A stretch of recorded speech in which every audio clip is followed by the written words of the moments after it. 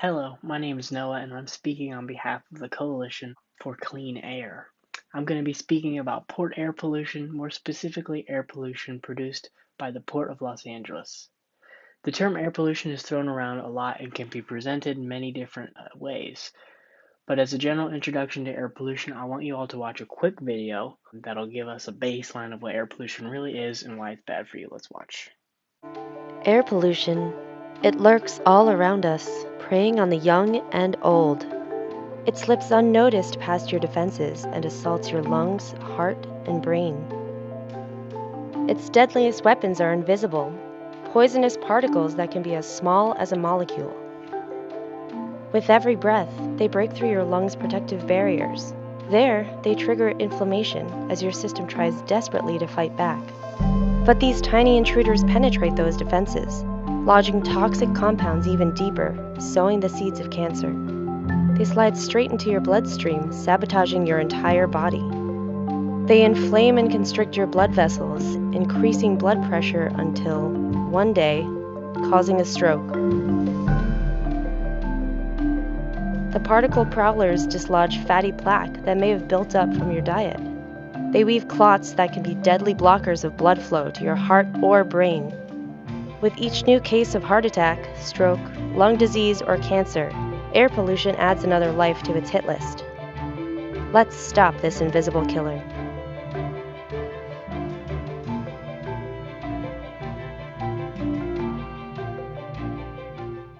As you can see from the video, air pollution is pretty deadly, and this has been a big issue in today's world. We hear it all the time. Lots of industries, with air pollution becoming a huge deal, have been making great strides in lowering their air pollution production, such as cars with the evolution of Tesla and electric cars. However, there is one industry that seems to be lagging behind, and you guessed it, it's the ports, specifically Port of Los Angeles.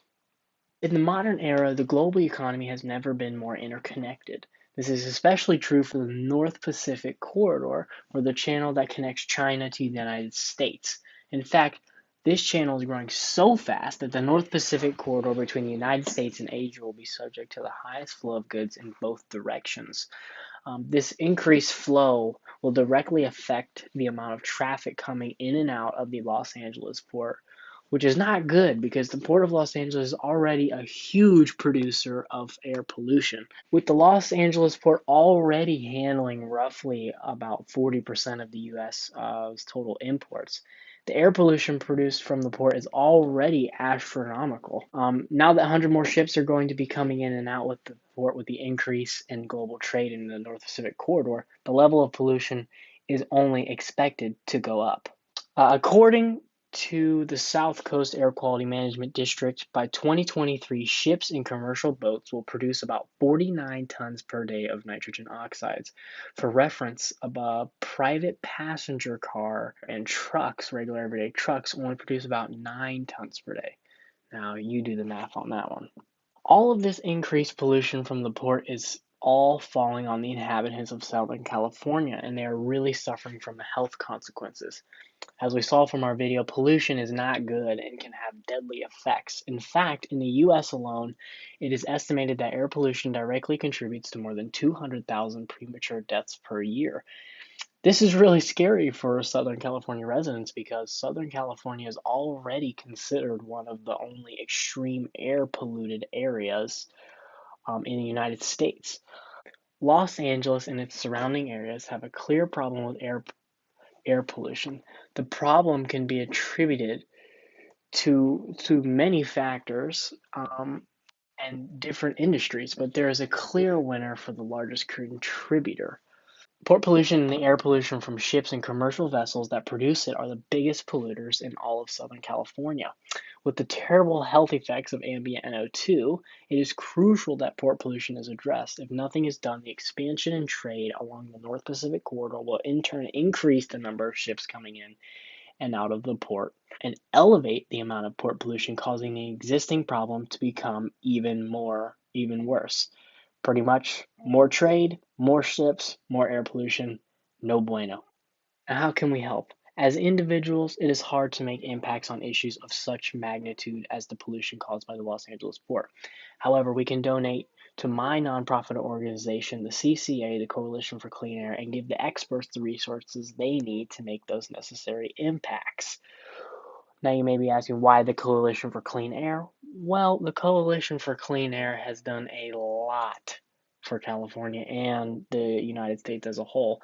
They are the only organization working solely on air pollution in California, and they've had many historic victories, like they spawned California's first original smog check program, which is emission testing on vehicles.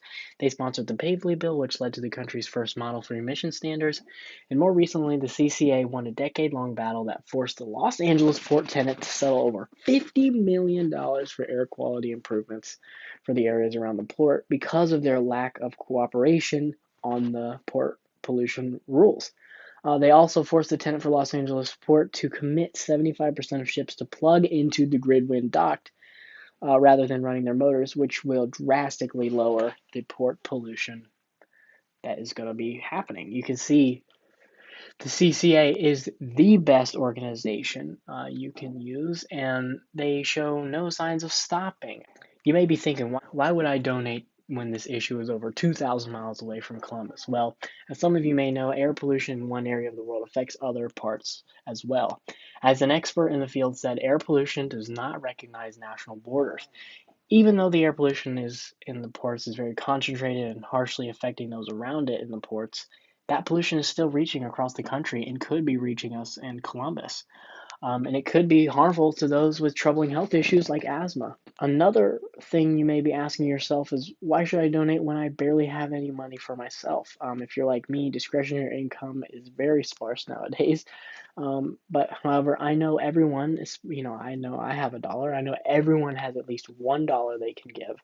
And with the substantial amount of students enrolled at OSU, even if only 10% of all undergrad students gave only $1, we will have donated almost $4,500.